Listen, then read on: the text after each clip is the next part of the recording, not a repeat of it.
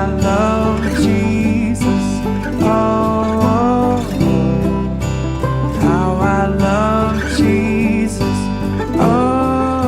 우리는 인생 중에 여러 가지 많은 시련을 다 겪습니다.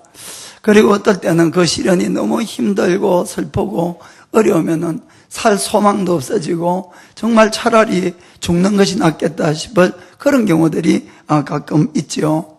그리고는 하나님에게 원망이 쏟아집니다. 하나님 왜 나에게 이런 시련을 줘서 내 인생을 이렇게 망쳐버리냐고. 그리고는 막 하나님에게 여러 가지 불평과 원망을 쏟아부을 때가 가끔 있습니다. 지난주에 요셉이라는 청년에 대해서 설교를 했습니다. 그는 이 아주 부잣집 아들로 태어나서 11번째에, 그리고는 태어나서는 부모의 이 사랑을 혼자 다 독차지해서 이렇게 자랐습니다. 그 부러울 것도 없고 아쉬울 것도 없는 그 아이가 17살 때 갑자기 그것도 외국 땅인 애굽 땅에 노예로 이렇게 팔려버린 것입니다. 그때의 그 아이의 심정이 얼마나 절망스럽고 얼마나 슬펐겠느냐 하는 이야기죠. 그것도 자기 형제들에게 그렇게 팔려버리고 이렇게 말았던 것입니다. 우리가 예수님을 믿는다고 해서 힘들고 어려운 일이 당할 때에 언제나 그냥 기뻐하면서 할렐루야 이럴 수는 없는 겁니다, 여러분. 그것이 아니라 슬픈 거는 슬픈 거고 힘든 거는 힘든 겁니다. 다 마찬가지. 요셉도 그때 형들이 그를 팔려고 할 때에 울고 불고 하면서 이렇게 살려달라고 애원한 구절이 있습니다. 그것은 아주 먼 훗날에 이 요셉 앞에 형들이 와서 무릎을 꿇고 있었지요. 그런데 형들은 이 애굽의 총리 대신이 된 사람이 요셉인지 아무도 몰랐어요. 그래서 자기들끼리 이야기하는 이야기를 한번 들어보겠습니다. 창세기 42장 21절입니다. 자, 그들이 가는 형들이 서로 말하되 우리가 아우의 일로 인하여 범죄하였도다. 그가 이 요셉이 우리에게 애걸할 때에 그 마음의 괴로움을 보고도 듣지 아니하였으므로 이 괴로움이 우리에게 임하도다. 이렇게 이야기했습니다. 그때 이 요셉이 얼마나 형들에게 아주 애걸하면서 마음이 힘들어했던 것을 아주 잘 볼 수가 있는 것입니다. 그러나 우리가 예수를 믿는 것과 세상 사람이 무엇이 다릅니까? 우리가 힘들고 어려운 것이 닥치면은 같이 힘들고 어려워하지만은, 그러나 예수 믿는 사람은 다시 한번 하나님을 바라보고 그 절망 속에서 일어난다는 거죠. 아멘. 그 요셉도 절망 속에서 애굽으로 팔려갔지만은 그가 다시 한번 하나님을 바라보고 그가 일어섰던 것입니다. 열심히 충성을 다해서 일을 하니까 이 주인의 마음에 들어가지고 이 요셉에게 모든 재산을 다 맡겨서 관리하게 이렇게 만들었던 것입니다. 이제는 요셉의 인생이 좀 이렇게 편안하게 됐냐 생각했을 때 웬걸 또 이 주인의 이 아내의 유혹을, 그것을 자기는 예수님 잘 믿겠다고 물려쳤는데도 그 일 때문에 어떻게 됐습니까? 옥에 갇히는 아주 또 큰 괴로움을 당하게 된 걸 볼 수가 있습니다. 요셉에게 제가 있다면은 체격이 좋고 미남자였던 거겠지요. 그 자고는 그렇게 해서 옥에 갇혀버렸어요. 요셉은 어떠한 상황 속에서도 정말 하나님을 자기가 두려워하고 잘 믿어보겠다고 그렇게 애랬었음에도 불구하고 자기 인생에 돌아오는 것은 점점 나쁜 일만 생기더라, 이런 이야기입니다. 그렇지요? 무려 그것이 얼마나 됐습니까? 13년간이나 그런 세월을 이렇게 보내게 되는 것입니다. 사랑하는 성도 여러분, 만일 여러분이 그런 경우 같으면은 어떤 결정을 내리겠습니까? 하나님은 없다, 그러고 떠났을 사람도 많이 있을 것 같습니다. 그러나 우리는 우리 인생을 여러분들이 짧게 보시면 안 됩니다. 인생을 늘 길게 보는 그런 여러분들이 눈을 가지시길 바랍니다. 나의 인생의 마지막에 내가 웃을 수 있는 사람이 돼야 된다는 걸 아시길 바랍니다. 하나님이 정말 여러분을 만드시고 계획을 가지고 이 땅에 생명을 주셨다면은 여러분들은 하나님의 선한 계획을 믿으셔야 됩니다. 하나님이 나에게 생명을 주실 때 절대로 나쁜 계획을 가지고 우리에게 생명을 주신 법이 없다는 것을 믿으시기 바랍니다. 어떠한 사람이라 할지라도 하나님은 가장 좋은 계획을 가지고 그리고 우리에게 생명을 주시고 지금 그 일을 이루기 위해서 나를 지금 인도하고 있는 과정인 걸 믿어야 되는 것입니다.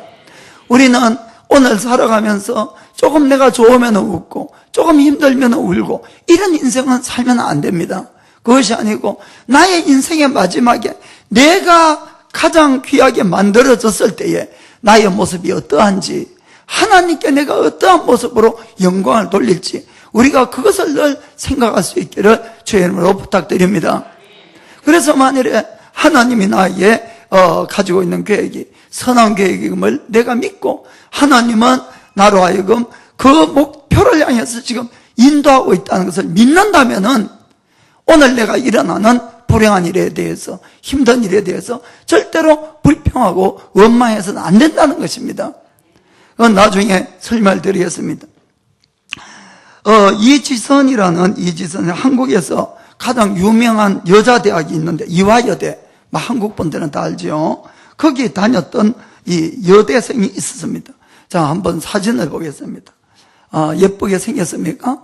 아주 참하게 이렇게 생긴 아이입니다. 아주 믿음도 좋아서 교회도 잘 나갈 뿐만 아니고 교회에서는 성가대하고 그리고 또 주일학교에서 선생님으로 이렇게 봉사하는 그런 학생이었어요.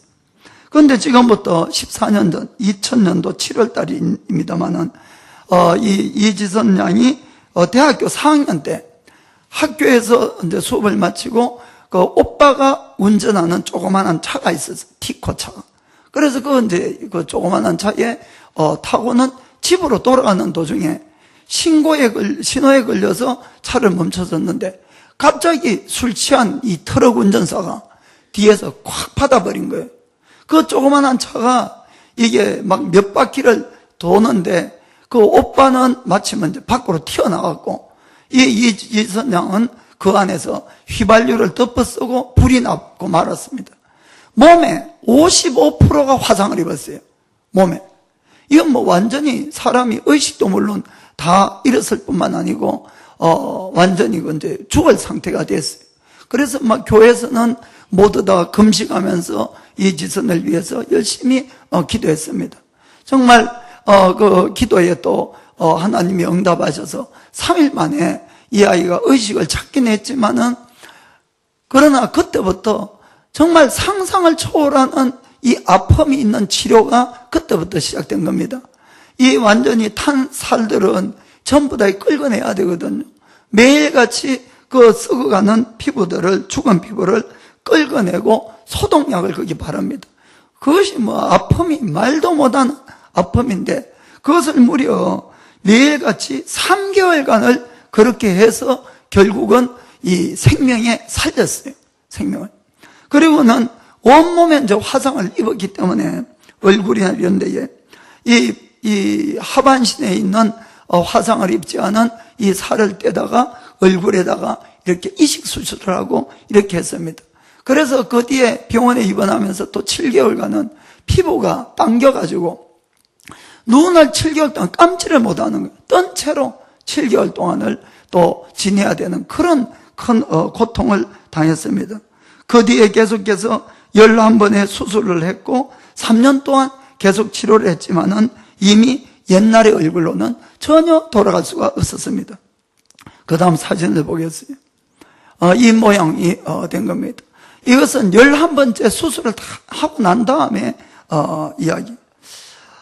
여자로서는 이 얼굴이 생명이다 이렇게 할 수가 있는데 아직까지 결혼도 안 한 이 여성이 정말 이런 험한 얼굴을 해서 그 쇼크가 얼마나 컸겠느냐 하는 이야기죠.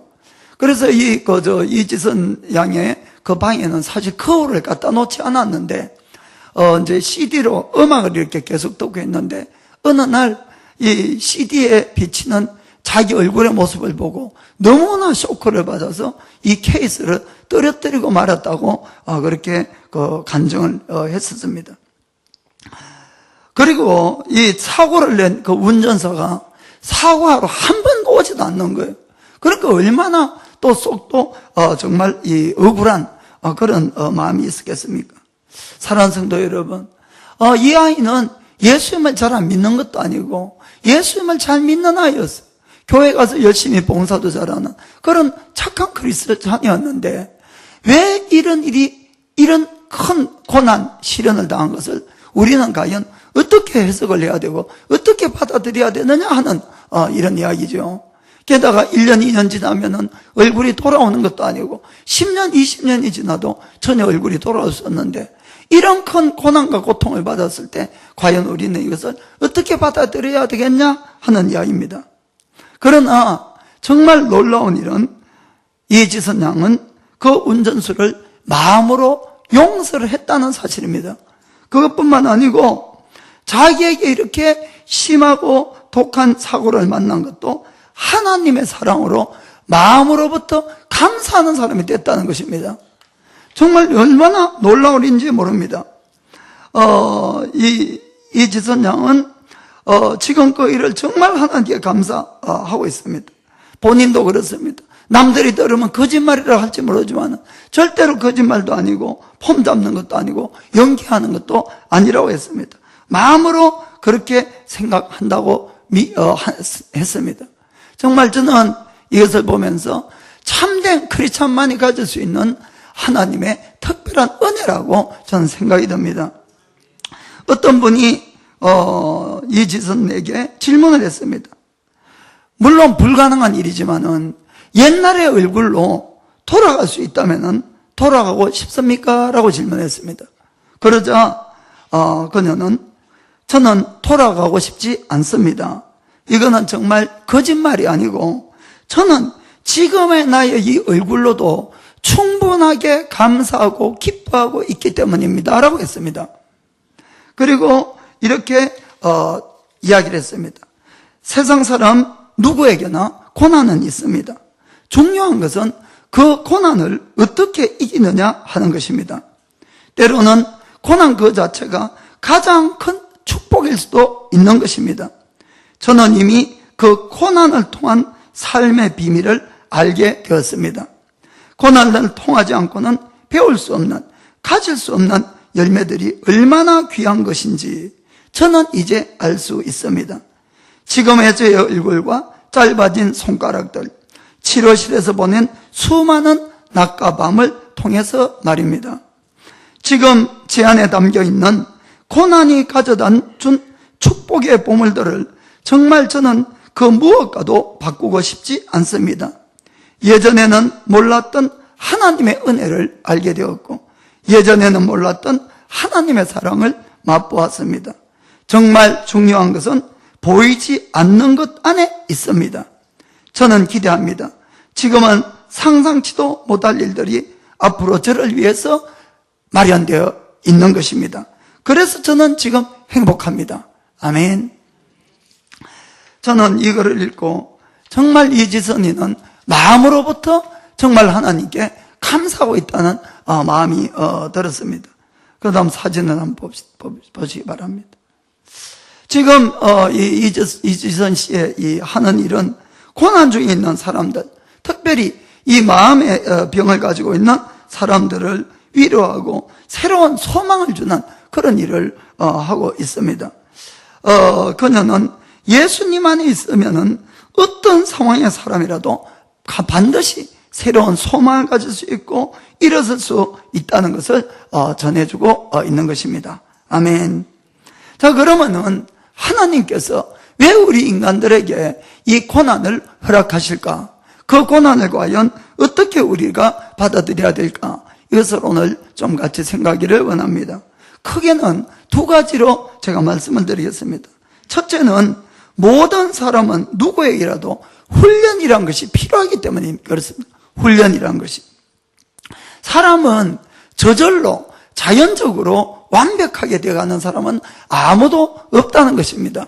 우리가 세상에 있는 어떠한 일의 분야를 하더라도 훈련이 필요하고 교육을 통해서 인격이 성숙되어가고 또 기술이 연마되어서 모든 일들을 해가게 되는 것입니다. 하나님의 일도 마찬가지죠. 그래서 하나님께서 성경을 보면은 하나님이 불렀다고 해서 불러서 바로 사용한 사람은 아무도 없습니다. 반드시 하나님이 부르시고 그들을 훈련시키고 난 다음에 그렇게 사용했다는 것을 우리가 볼 수가 있습니다. 하나님께서는 그러면 우리 인생 속에서 어떠한 점들을 훈련시키기를 원하는가? 우리가 무엇이 부족해서 훈련을 시키는가? 그 훈련의 내용을 세 가지로 생각할 수가 있습니다. 첫 번째는 어떤 상황 속에서라도 하나님만을 신뢰하는 사람으로 만들기 위해서 그러는 것입니다. 우리가 하나님을 믿어도 하나님도 믿지만은 다른 것도 많이 믿고 있습니다. 사실 그렇죠? 사람도 의지하고 사람도 믿고 또 내가 가지고 있는 비록 적은 돈이지만 그것도 믿고 있고 여러 가지 것들을 많이 믿고 있어요. 그러나 하나님께서 큰 일을 맡기려고 하면 할수록 하나님은 하나님만 믿는 사람으로 만들어 간다는 것을 여러분들 깨달으셔야 되는 것입니다. 여러분들이 너무나 의지하는 것이 그런 것이 많다면은 하나님은 사람을 의지하면은 여러분에게서 사람을 데려가십니다. 돈을 의지하면 돈을 다 빼앗아갑니다. 자관 여러분들이 하나님 외에 의지하는 것이 크면 클수록 하나님은 그걸 다 여러분으로부터 죄간다는 것을 이걸 여러분들이 꼭 깨달으시길 바랍니다. 요셉은 어떤 면에서 그는 자기 아버지를 너무 의지하고 이렇게 살았을 수가 있었어요. 왜냐하면 아버지의 사랑을 독차지해서 있었지 않습니까? 그래서 17살 때 하나님은 이 아버지로부터 요셉을 떼어놨다고 이렇게 생각할 수도 있겠죠. 게다가 요셉의 이 마음속에 하나님의 계획은 이 요셉을 애굽의 장래의 총리로 만드는 것이 하나님의 계획 아닙니까? 그 계획을 이루기 위해서는 어떠한 사람도 의지하지 말고 어떠한 물질도 의지하지 말고 오직 하나님만 의지하기 위해서는 수없이 많은 하나님으로부터 배신을 당해 간다는 이런 이야기입니다. 이해가 되십니까? 그래서 그는 같이 피를 나눈 형제로부터 배반을 당하고 그는 팔려가게 됐습니다. 정말 얼마나 마음이 슬프고 아픈 그런 일이었겠습니까? 그런데 그렇게 팔려갔음에도 불구하고 팔려가서 겨우 마음을 진정시켰는데 이번에는 누구의 또 배신을 받습니까? 주인과 주인의 아내의 배신을 받는 것입니다. 그렇죠? 그는 노예지만은 있는 힘을 다해서 충성을 다해서 그 집의 모든 재산을 관리할 정도로 신임을 얻었던 겁니다. 그렇죠? 그렇게 열심히 일을 했던 겁니다. 그런데 이 주인의 아내가 유혹했을 때에 자기가 그것을 유혹을 당했음에도 불구하고 결국은 주인은 누구의 말을 믿어줍니까? 아내의 말을 믿어주고 자기의 말을 물려쳤던 것입니다. 그리고는 억울하게 정말 옥살이를 하지 않으면 안 되었습니다. 그가 옥에 들어가서 정말 세상 말로 믿을 사람 아무도 없네 이렇게 했겠지요. 얼마나 힘이 들었겠냐 하는 이야기입니다. 그렇게 주인이 자기를 신음했음에도 하루아침에 자기를 또 버리고 만 것입니다. 그것뿐만 아니고 그는 옥에 들어가서도 사실은 사람에게 버림받는 그런 일을 당하게 됩니다. 요셉이 옥중에 들어갔을 때에 왕의 이 술을 따르는 장관과 요리를 만드는 장관이 들어왔었습니다. 그리고는 그들이 어느 날 한날 꿈을 같이 꾸었는데 그걸 해석을 못했어요. 그때에 이 요셉이 그 꿈을 풀어주면서 그들에게 부탁을 합니다. 요셉은 하나님의 지혜를 받아서 그들에게 일어날 일을 알고 있었습니다. 그래서 부탁을 합니다. 자, 창세기 40장 13절 보겠습니다. 지금부터 사흘 안에 바로는 이 애굽의 에집트의 이 왕을 이야기합니다. 바로가 당신의 머리를 들고 당신의 전직을 회복하리니 당신이 이왕의 술 맡은 자가 되었을 때에 하던 것과 같이 바로의 잔을 그 손에 받들게 되리이다. 이 복권이 될 것을 이야기를 했습니다. 그러자 14절에 당신이 덕이 하거든 그렇게 해서 잘 일이 풀리면은 나를 생각하고 내게 은혜를 베풀어서 내 사정을 바로에게 구하여 이 집에서 나를 건져내소서. 여러분, 예수님 믿는다고 감옥에 있는 거 기쁜 거 없습니다. 다 자유하고 싶고 나가고 싶은 거예요. 그래서 나를 좀 제발 이 집에서 건져내달라고 이렇게 부탁했죠. 15절에 나는 히브리 땅에서 끌려온 자요 여기에서도 옥에 갇힐 일은 행치 아니하였나이다. 나는 정말 죄가 없는 사람이니까 코 왕에게 이야기해서 건져내달라고 이야기를 했습니다. 그리고 3일 있다가 정말 이 술 맡은 가는 장은 하고 둘 다 이제 풀려나갔지요. 그가 예언한 대로 되었고 그는 아주 다시 관직에 복직을 했습니다. 그런데 문제는 잊어버린 겁니다. 아유, 몇 년 동안? 2년 동안. 요셉으로 한번 생각해요, 요셉으로. 근데 저 사람이 나갔어요, 저 사람이. 그러니까 저 사람이 왕에게 이제 이야기를 하고 자기가 정말 이 옥에서 나갈 그날을 생각하면은 오늘이나 얼마나 기다렸겠냐는 이야기입니다. 세상 말로만 눈이 빠져라고 기다렸겠지요.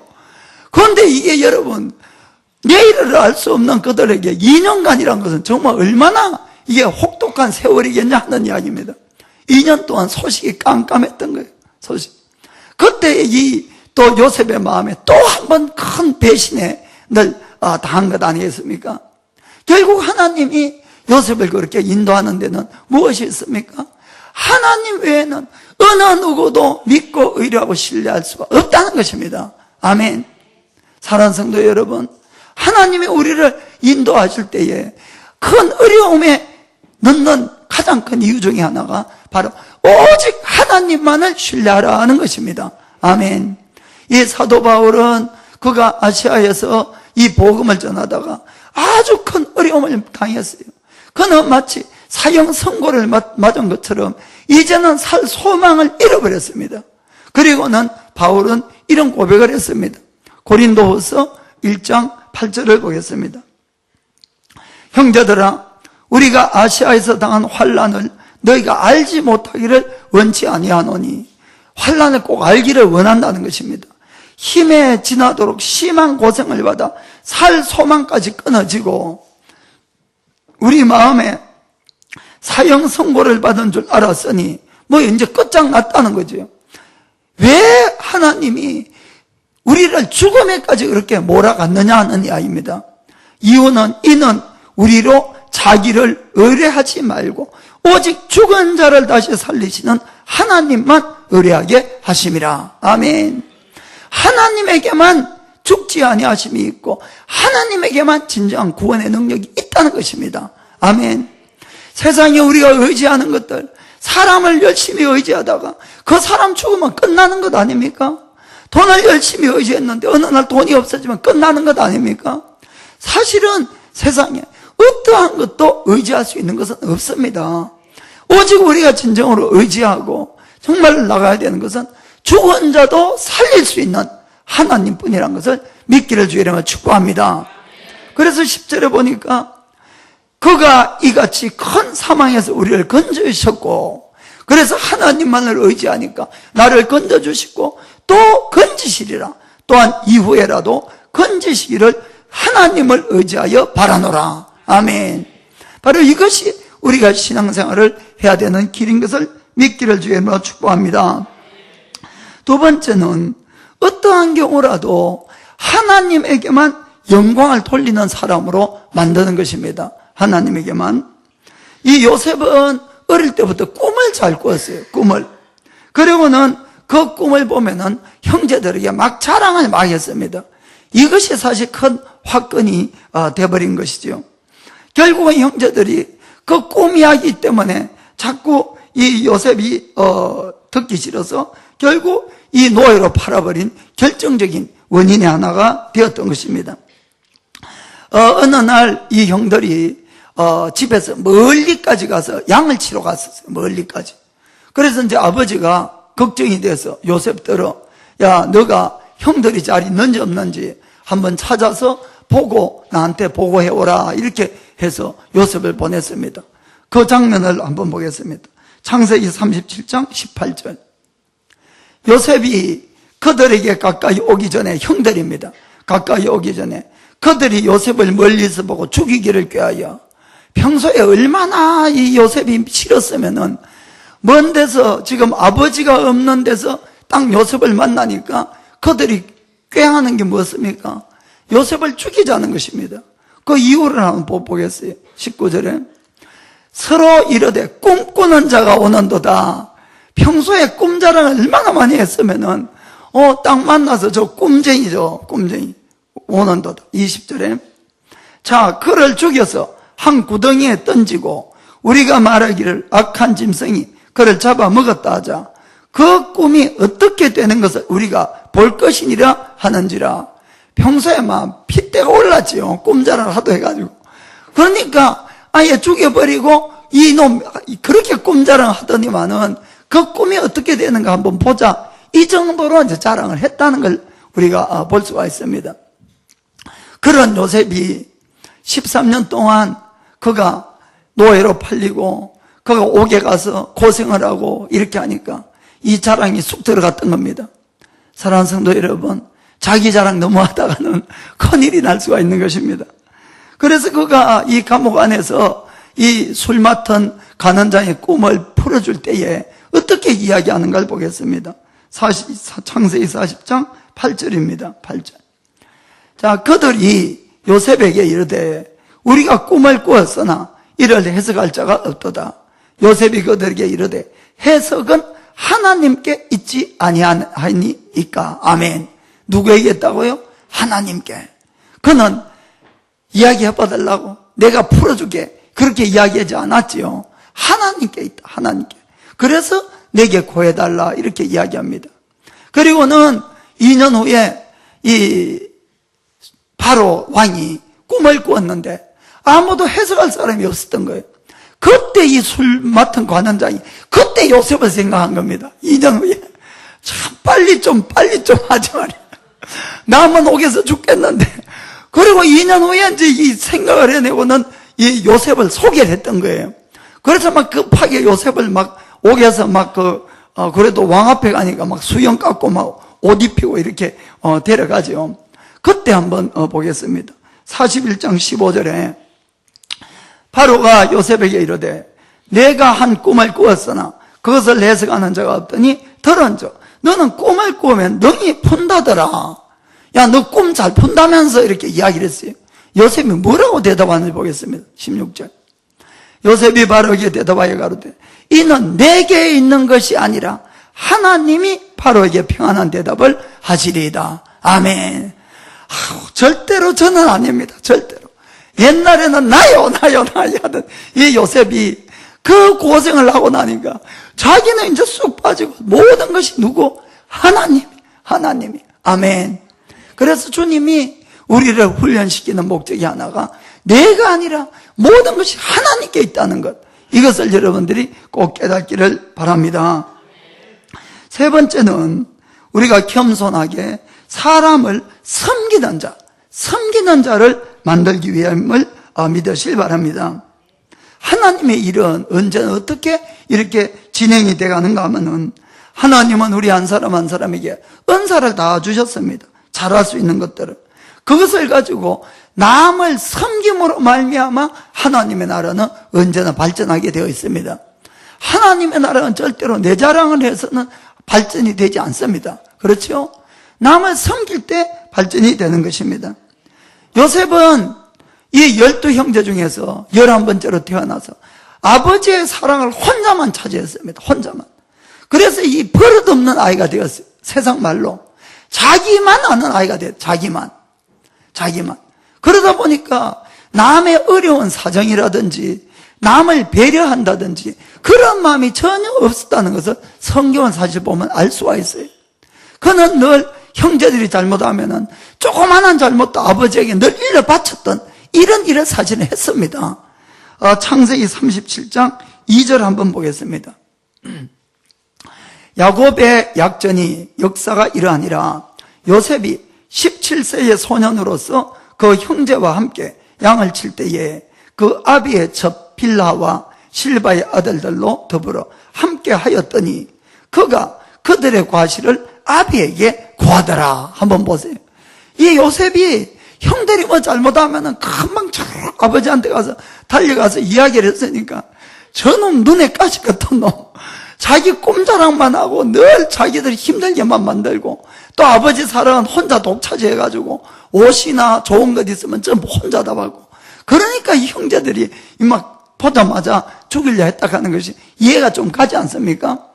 그 자기만 알았어요. 요셉은 자기만. 그런데 이 자기만 하는 이 요셉을 하나님은 애굽의 총리를 시켜야 되는데 이 남에게 리더는 섬기는 리더가 돼야 될 것 아닙니까? 섬길 줄 모르는 리더가 어떻게 리더가 되겠습니까? 그래서 그가 14년 동안을 노예 생활을 하면서 감옥에서 남을 섬기도록 이렇게 하나님이 일했다는 것을 믿으시길 바랍니다. 그래서 그런 자기만 알고 형제들을 모르던 이 요셉이 나중에 이 아버지 야곱이 죽고 난 다음에 형들이 좀 요셉을 두려워합니다. 왜냐하면은 이 요셉이 울고불고 할 때도 팔아버렸잖아요. 그것을 생각해내서 요셉이 형들을 다 죽일 수도 있는 것 아닙니까?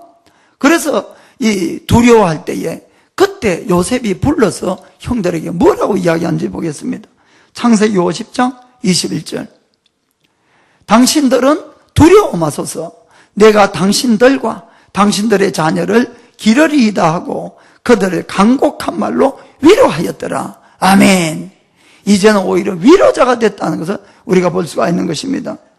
사랑하는 성도 여러분, 우리 인간은 태어나면서 완벽하지 않아요.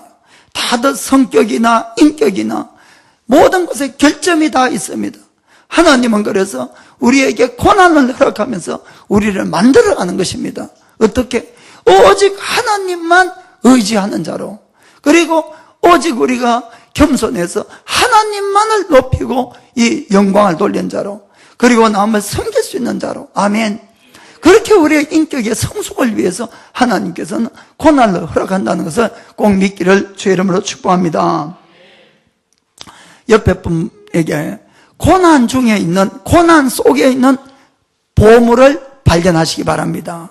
고난 속에 있는 보물을 발견하시기 바랍니다. 아멘. 자, 큰 게 두 번째는 하나님은 우리에게 경험을 쌓게 해서 우리를 사용하시는 하나님입니다. 경험을 쌓게 해서 사용하시는 하나님. 자, 우리가 이런 기도를 했다고 합시다. 하나님, 나 대통령 시켜주세요. 하나님, 나 큰 회사 사장 되게 해주세요. 하나님, 나 대학 교수 되게 해주세요. 이렇게 기도를 열심히 했어요. 그 하나님이 그래서 어느 날, 그날부터 막 대통령 시켜주고 큰 회사 사장 시켜주고 또 대학 교수를 시켜줬다고 합시다. 그런데 만일에 우리가 그 일을 할 수 있는 비슷한 능력을 경험을 해봤다든지 지식이 있다든지 그런 능력과 관리 능력이 없다면 시켜줘도 사실은 못한다는 사실입니다. 여러분 무슨 말인가 잘 아셔야 됩니다. 여러분을 시켜줘도 못해요. 사실은 다들 사장 좋다 그러지만 여러분 요즘 대통령 보니까 대통령 시켜줘도 하기 싫겠더라고요. 하도 욕을 많이 먹어서. 그러니까 그 모든 걸 다 이겨나가고 그 모든 것을 내가 감당할 수 있는 능력이 안 되면은 대통령이 되는 게 더 그 사람에게는 불행이다 이런 이야기입니다. 이해가 되시죠? 그래서 하나님은 우리가 계획을 가지고 계시지만은 그 계획이 있다고 갑자기 그 일을 맡기지는 않는다는 걸 잘 아셔야 됩니다. 그것이 아니고 하나님이 누군가에게 무슨 일을 맡기려고 계획을 하게 되면은 그 일을 할 수 있게끔 경험을 쌓게 하고 그 사람을 실력을 향상시키도록 훈련해 간다는 것을 꼭 믿기를 주의 이름으로 축복합니다.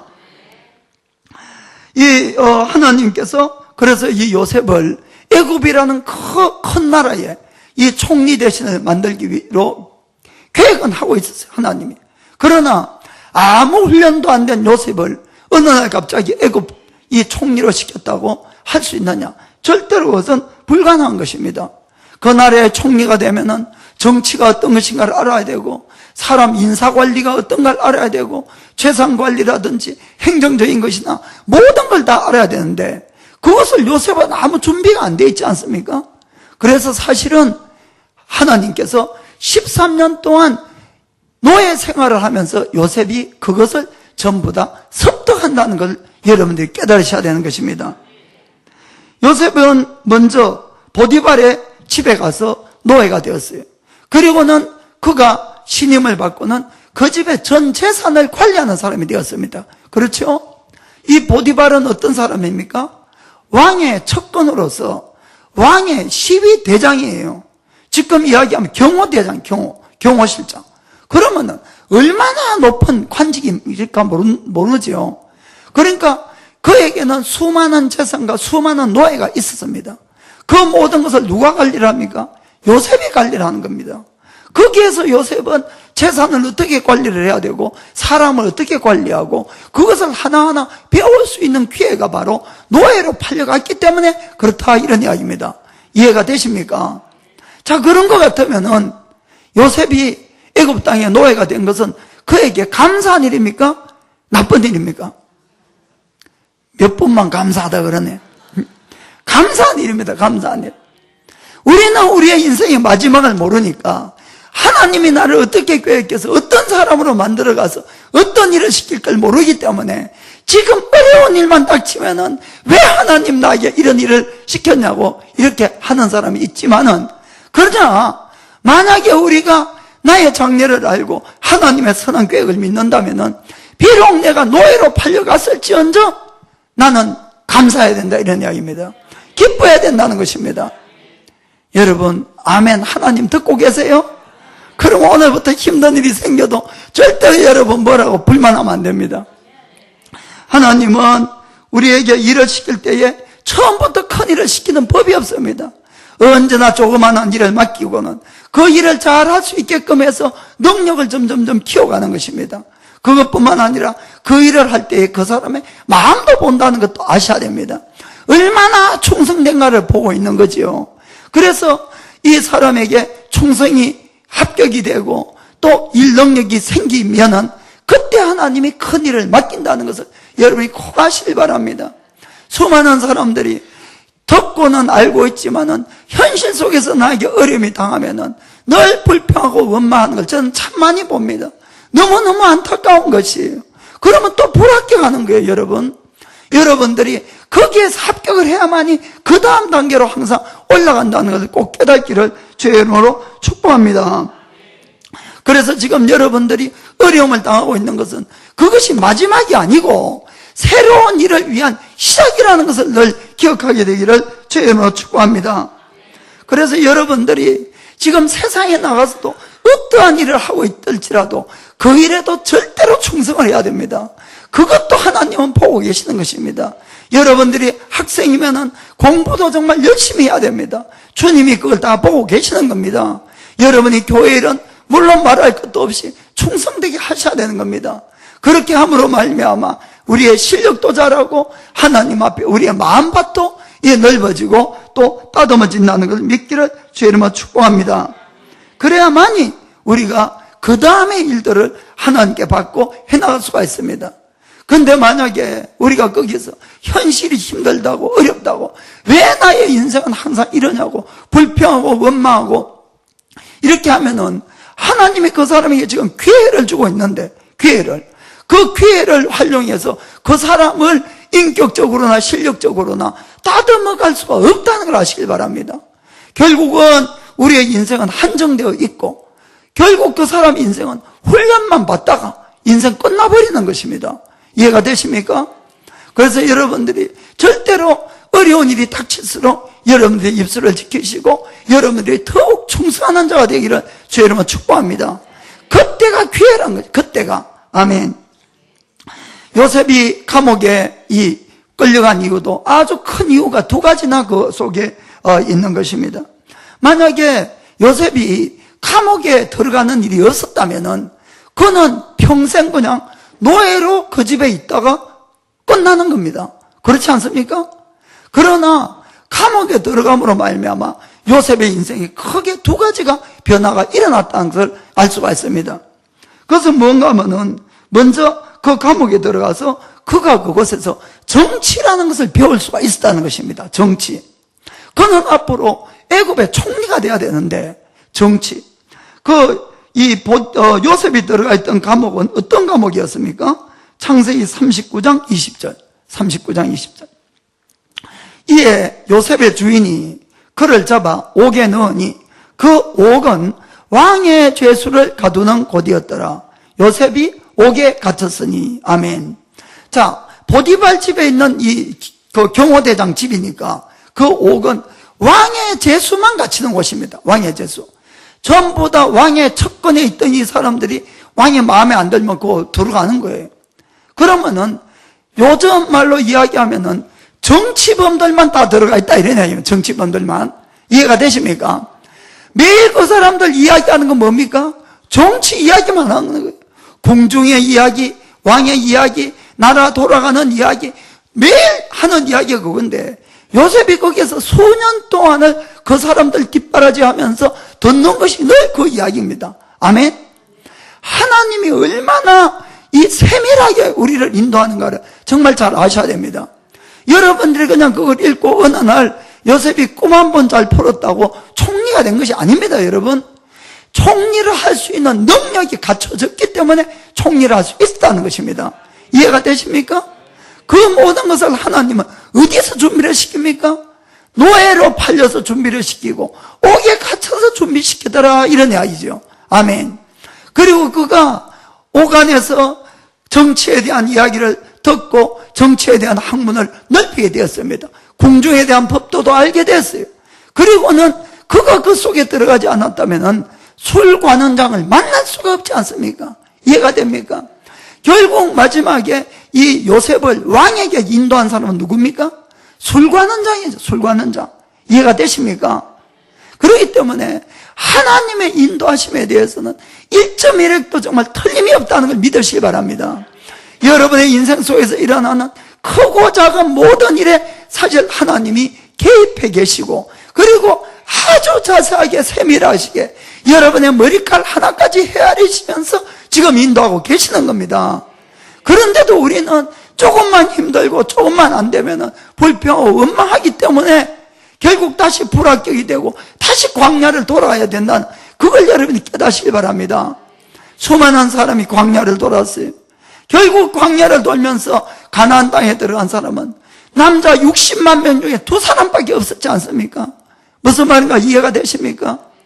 제가 볼 때는 우리 인생이 그렇다는 것이 하나님은 모든 사람을 가나안 땅에 데려가기를 원하셨고 모든 사람에게 좋은 계획을 가지고 오늘도 인도하고 계시는데 그 사실을 믿지 못하고 늘 불평하고 원망하고 하나님의 일에 우리가 적극적이지 못하기 때문에 그걸 발견할 수가 없다는 것이지요.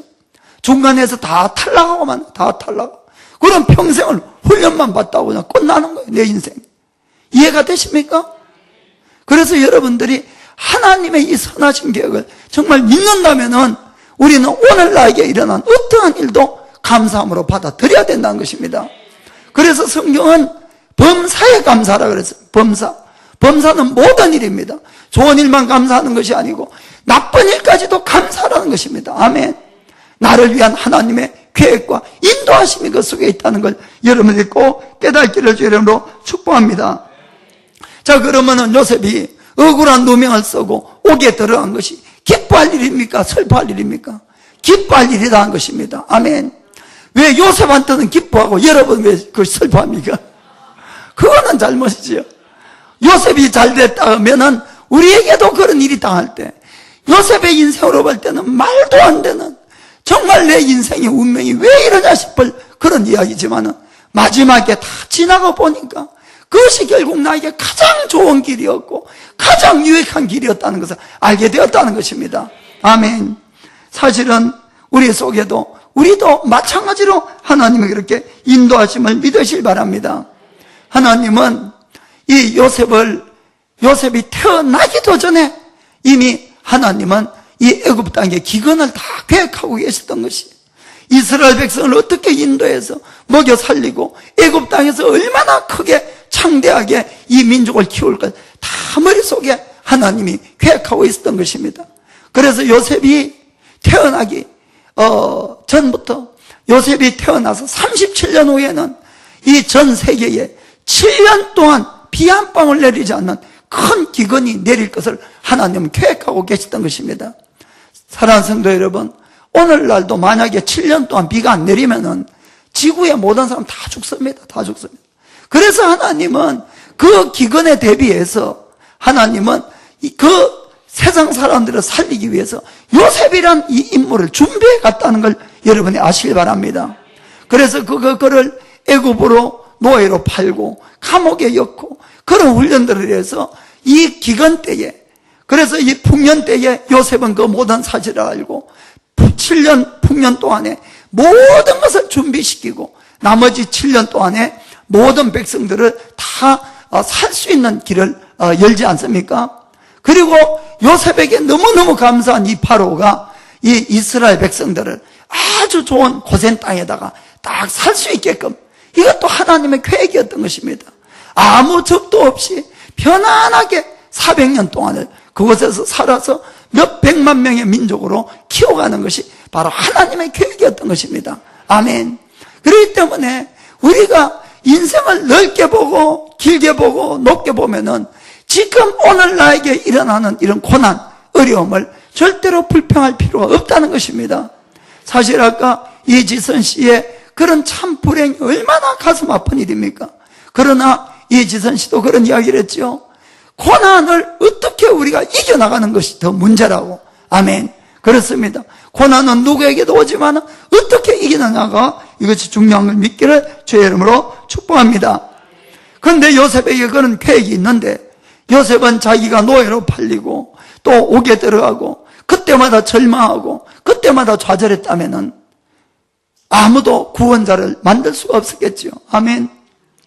그래도 신통하게 이 요셉이 끝까지 하나님을 의지하고 신뢰했기 때문에 정말 애굽의 총리가 되어서 그 수많은 사람들을 살릴 수 있다는 걸 믿기를 축복합니다. 하나님은 오늘도 나에게 좋은 계획을 가지시고 나를 인도하고 계십니다. 요셉과 똑같은 것입니다. 여러분들이 그걸 꼭 믿으시길 바랍니다. 그리고 여러분들이 지금 일어나는 인생에서 어떠한 좋은 일, 나쁜 일도 여러분의 장래에 다 사용하기 위함을 믿기를 주의 이름으로 축복합니다. 저는 제가 33살에 예수님을 믿고 39살에 하나님의 부름을 받고 신학교를 들어가고 교회를 개척을 했습니다. 처음에는 너무 교회에 대한 것을 모르기 때문에 너무너무 제가 답답했어요, 사실은. 그래서 하나님께 이런 기도를 한 적이 많이 있었습니다. 하나님이 내 인생에서 나를 목사로 만들 것을 계획에 놓으셨다면은 나를 크리스찬 가정에 좀 태어나게 하든지, 그리고 하나님이 나를 40살이 다 된 이 사람이 아니고 20살 때 좀 불러줬으면은 그때 열심히 내가 공부도 하고 뭐도 해서 할 건데 내 인생 속에 이 20년간의 이 세월이 전부 허송세월처럼 밖에 생각이 안 되었던 겁니다. 그래서 제가 하나님 앞에 너무 힘들고 답답하면 자꾸 그런 기도를 했었어요. 하나님, 정말 왜 그때 좀 일찍 안 불러주시고 이 너절막에 이렇게 고생을 시키시냐고 그런 기도를 좀 많이 했지요. 그런데 제가 신학교도 졸업하고 나중에 이제 실제로 이렇게 목회를 하면서 참 깨달은 것이 있습니다. 그것은 무엇인가 하면은 제가 그 20년 동안 내 생각에는 예수님도 안 믿고 살아갈 때 그때에 다 쓸데없는 허송세월 같았던 그 모든 것들도 하나님은 다 필요로 해서 쓰시더라 하는 그 이야기입니다. 저도 나무 밑에서 남의 회사에 취직해서 근무도 몇 년간을 제가 해봤습니다. 그리고 군대도 갔다 온 것도 하나님이 쓰시고, 그리고 작지만은 내가 회사를 경영한 것도 하나님은 그 경험을 쓰시기도 하고, 또 매일같이 술 먹고 다녔던 것도 하나님이 그 경험도 쓰시고, 어떨 때는 실패하고 실수하고 부끄러워서 남에게 말도 못한 그런 일까지도 하나님은 쓰시더라는 것입니다. 아멘. 그런 일들을 알기 때문에 제가 더 믿는 사람이나 안 믿는 사람이나 사람들의 마음도 이해도 할 수가 있었고 받아들일 수가 있었고 더 제가 폭넓은 그런 사람이 되었던 것입니다. 아멘. 하나님은 우리가 하나님 밖에 있었던 일이나 안에 있었던 일이나 하나님 밖에 있으면 모든 것이 쓸데없게 됩니다. 쓸데없게. 그러나 내가 하나님 안으로만 가져가면은 나의 실수조차도 심지어는 죄지은 것까지도 하나님은 선으로 사용하시는 분임을 믿기를 주의로 축복합니다. 그것이 하나님이십니다. 그래서 여러분들의 인생 속에서 절대로 여러분들이 방황할 필요도 없습니다. 절대로 낙심할 필요도 없습니다. 지금 나를 하나님 훈련시키는 중이다. 나를 더 귀하고 강하게 나를 쓰시기를 원한다는 걸 믿으시기 바랍니다. 우리는 언제나 성경 말씀을 믿으셔야 됩니다. 성경은 분명히 이렇게 말씀합니다. 에베소서 2장 10절에 에베소 2장 10절 우리는 그의 하나님의 만드신 바라. 아멘. 그리스도 예수 안에서 선한 일을 위하여 지으심을 받은 자니. 아멘. 보시기 바랍니다. 나를 만드신 분은 하나님이고 하나님이 예수님 안에서 선한 일을 위해서 만들었다. 계획도 선하다고 분명히 말씀하고 있습니다. 아멘. 그것뿐만 아니라 이 일은 내가 할 일은 하나님이 전에 예비하사 우리로 그 가운데서 행하게 하려 하심이니라. 아멘. 내가 해야 될 일조차도 하나님은 이미 다 만들어 놓았다는 것입니다. 아멘. 그리고는 하나님은 나로 하여금 나의 인격을 따듬고 실력을 향상시켜서 그 일을 맡기려고 지금 인도하고 있다는 걸 믿으시기를 주의 이름으로 축복합니다. 여러분 중에 힘들고 어려운 상황에 있는 분이 있습니까? 주님은 우리에게 또 이렇게 말씀해 주십니다. 엘레미야서 29장 11절 엘레미야서 29장 11절 나 여호와가 말하노라 너희를 향한 나의 생각은 내가 아나니 재앙이 아니라 곧 평안이요 너희 장래에 소망을 주려 하는 생각이라. 아멘. 지금 나에게 당하고 있는 것은 결코 재앙이 아니라고 하나님은 말씀합니다. 내가 너희들에게 대한 계획을 내가 알고 있다는 것입니다. 그건 재앙이 아니라 장래에 소망을 주려 함이라. 아멘. 여러분들 이걸 믿으시기 바랍니다. 그러면 여러분의 마음을 다시 하나님께로 향하고 하나님을 찾는 여러분이 되기를 주의 이름으로 축복합니다. 그래야만이 하나님의 계획을 알 수도 있고 하나님으로부터 능력도 받고 그런 일들을 해나갈 수 있는 것입니다. 12절 보면은 너희는 내게 부르짖으며 와서 내게 기도하면 내가 너희를 들을 것이요. 아멘. 부르짖고 기도하라는 것입니다. 내가 듣겠다는 것입니다. 13절 너희가 전심으로 나를 찾고 찾으면 나를 만나리라. 아멘. 마음을 다해 찾으면 반드시 만나주리라고 약속하고 있는 것입니다.